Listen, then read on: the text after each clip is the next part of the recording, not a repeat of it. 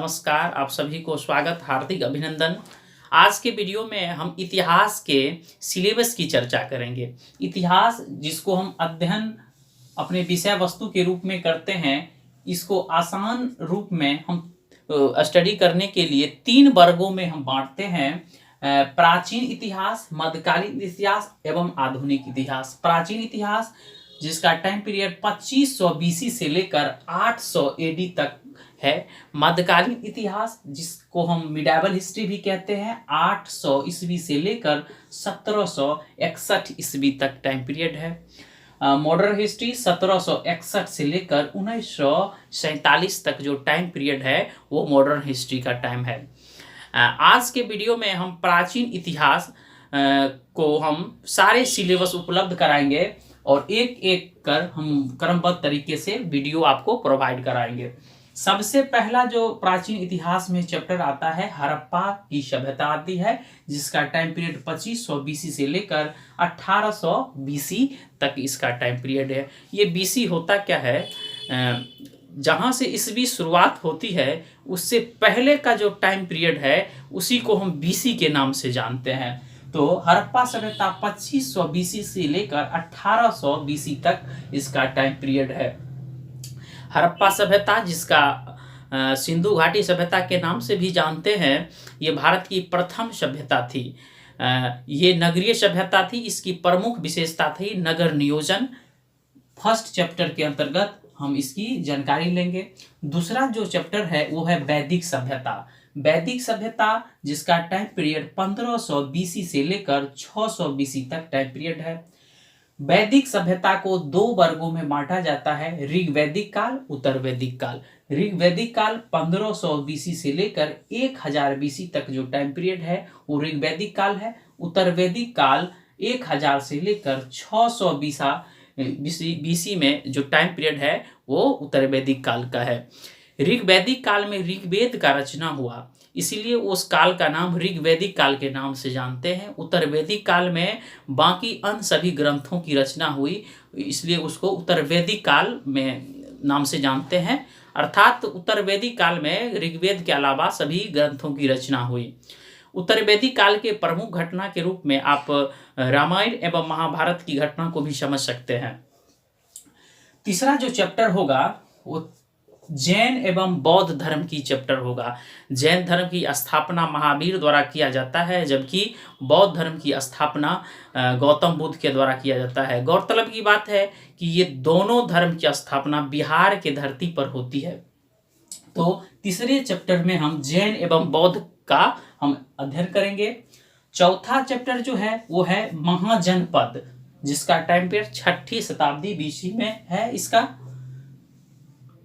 बौद्ध ग्रंथ अंगुत्तर निकाय में चर्चा होती है कि 16 महाजनपद की चर्चा होती है, जिसमें से प्रमुख जो है अंततः मगध होता है। मगध में जो है 3 वंश का शासन होता है। सर्वप्रथम सबसे पहला हर्यक वंश, दूसरा जो है शिशुनाग और तीसरा नंद वंश।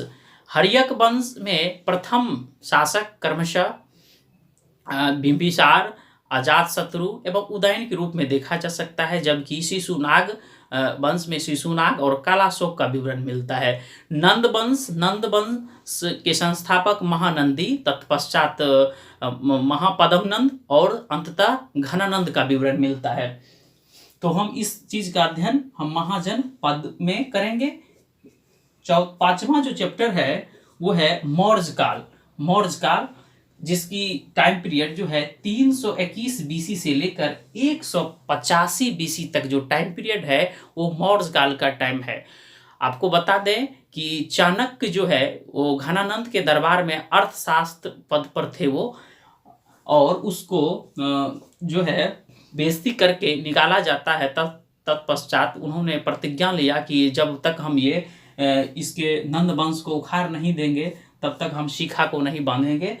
और इन्होंने मौर्य एक राजकीलम नाटक खेलते हुए एक बालक को उठाता है और अंततः उसको चंद्रगुप्त मौर्य बनाता है। तो इसकी हम चर्चा करेंगे। मौर्य काल जिस समय हम पढ़ाएंगे 5वां चैप्टर, वहां चर्चा करेंगे। 6ठा चैप्टर है मौर्योत्तर काल, जिसका टाइम पीरियड 185 बीसी से लेकर 319 एडी तक इसका टाइम पीरियड है। मौर्योत्तर काल में क्या होता है, दो तरह का शासन होता है, एक स्वदेशी और दूसरा विदेशी। स्वदेशी के अंतर्गत शुंग, कण्व, सातवाहन ये सब वंश की शासन होती है, जबकि विदेशी के तहत शक, पहलव, कुषाण इत्यादि वंश का शासन होता है। इसके बारे में हम मौर्योत्तर काल में अध्ययन करते हैं। सातवां जो चैप्टर है वो गुप्त काल है। गुप्त काल है जिसका टाइम पीरियड 319 एडी से लेकर 550 एडी तक इसका टाइम पीरियड है। गुप्त काल जो है, गुप्त वंश की स्थापना श्री गुप्त करता है, उसके पास जो है उसके बाद घटोत्कच, लेकिन चंद्रगुप्त फर्स्ट जो है इसका मेन संस्थापक होता है।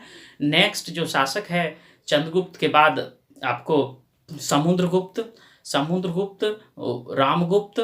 रामगुप्त, चंद्रगुप्त, विक्रमादित्य, कुमारगुप्त, स्कंदगुप्त इत्यादि शासकों के बारे में हम इसमें अध्ययन करेंगे। उसके बाद जो है गुप्तोत्तर काल, गुप्त काल के पतन जो है मुक्त हुनो आक्रमण एवं कमजोर उत्तराधिकारी के कारण होता है, और अंततः जो है हुन आक्रमण के द्वारा ये साम्राज्य पतन को चला जाता है। और लास्ट में जो है हम इसके बाद 9वां चैप्टर हर्षवर्धन काल को पढ़ेंगे, जिसका टाइम पीरियड 606 एडी से लेकर 647 एडी तक होगा। इस तरह हम क्रम बाय क्रम से प्रथम चैप्टर हड़प्पा से शुरुआत करेंगे और अंत में हर्षवर्धन तक हम पूरा करेंगे। आपको बता दें, इससे पहले वीडियो में हम आग के बारे में कुछ बताए थे, आग की आविष्कार को लेकर। इसमें आपको हम बता दें, आग का जो आविष्कार जो हुआ था वो सबसे पहले पूरा पाषाण काल में ही हुआ था, लेकिन उसको उपयोग में जो लाया गया था वो नव पाषाण काल से होता है। उपयोग की बात करें तो नव पाषाण काल में होता है।